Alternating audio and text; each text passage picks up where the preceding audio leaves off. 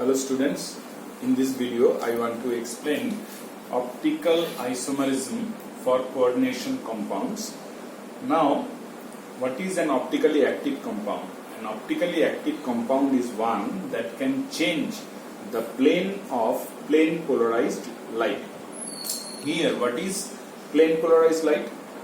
Now follow, this is normal light vibrating in many planes passing through a nickel prism.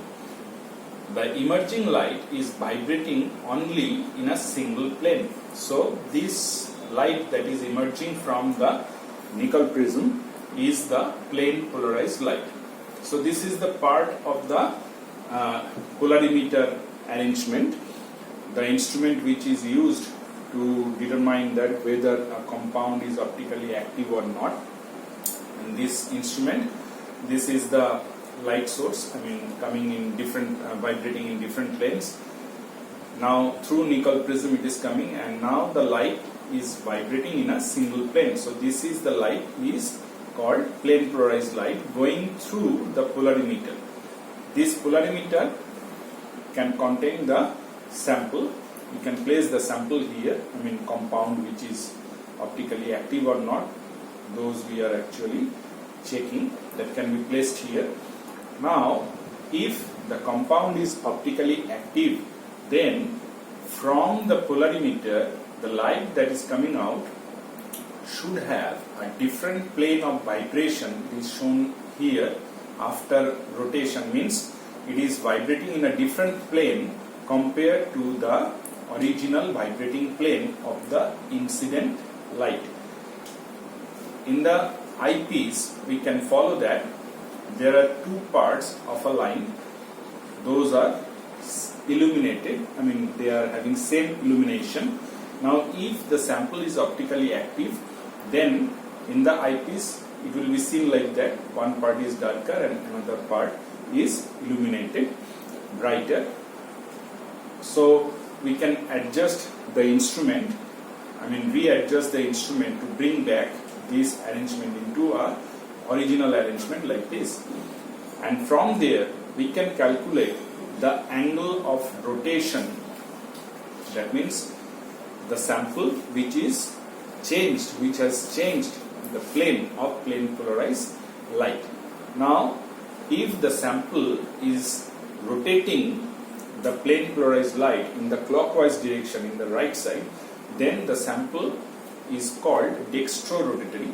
And if it is rotating the vibrating plane on the left side, that is in the anti-clockwise direction, we can say that this is levorotatory. The sample is levorotatory. And in short, dextrorotatory can be written as D and plus, levorotatory as L or minus. Now in case of coordination compound, it is stated that the isomer which rotate the plane polarized light equally but in opposite direction are called enantiomers, and those isomers are non-superimposable mirror images. That means if we have an optically active coordination compound, it should have an it should have a mirror image which must be non-superimposable with the original structure, original form. So as an example, if we take COCl2En2, this is Ma2B4 type of complex. It can have geometrical isomers cis and trans. For the trans isomer, we will find that the mirror image of this compound will be identical in structure. So it does not have any, for that compound, the trans isomer, we cannot get the mirror image, non-superimposable mirror image. Rather for the cis isomer, we can get the non-superimposable mirror image. Here I have drawn this structure. This is say the dextro form. Now this is the mirror. Its image is this one. Now if we place this compound on this compound, it is found, from the mirror images, it is found that they are non-superimposable. This is not going to superimpose with the original form. So they are non-superimposable mirror images and known as enantiomers. If we denote this one as dextro, then it must be levo. It is the rotation, angle of rotation by this form, this isomer, will be just opposite to the original form. Another example of the similar kind is this one. Here it is also A2B4 type, and for this complex, this is the mirror image of this one, and they are, from the figure we can see, they are non-superimposable mirror images, also called enantiomers. Now, if we state this one is the levorotatory, if it is levorotatory, then this one must be dextrorotatory. We can take some other examples also, like for this complex, it is also A2B4 type. Oxalate is having denticity 2.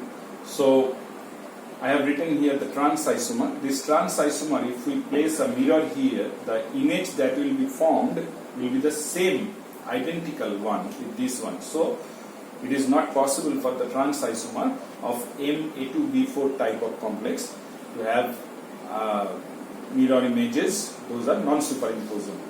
But for the cis isomer, we can get, here it is the mirror image, and we can follow that this image is not superimposable with this form, this isomer. So these two are non-superimposable mirror images, also known as enantiomers. Here another type of complex is this one.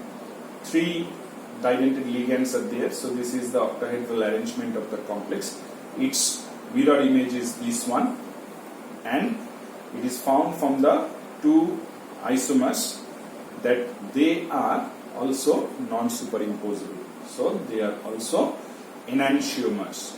So in this way, for coordination compounds, we can follow that optical active compounds, those are non-superimposable, are enantiomers. They are optically active and they are non-superimposable mirror images, and they are also called enantiomers. We can draw in this way different structures of optical isomers of different coordination compounds. Thank you.